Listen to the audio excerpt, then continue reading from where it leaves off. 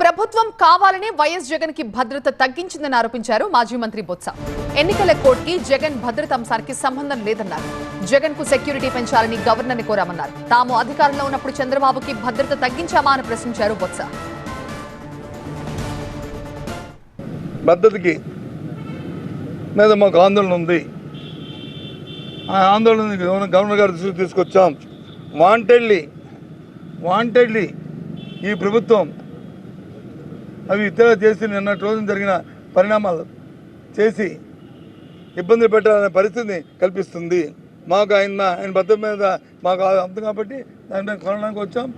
అయితే మీరు అడుగుతున్నారు కేంద్రానికి వెళ్తారా, కోర్టులకు వెళ్తారా, ఎక్కడికి వెళ్తారా అని మీరు అడుగుతున్నారు. అది రెండవ చర్య.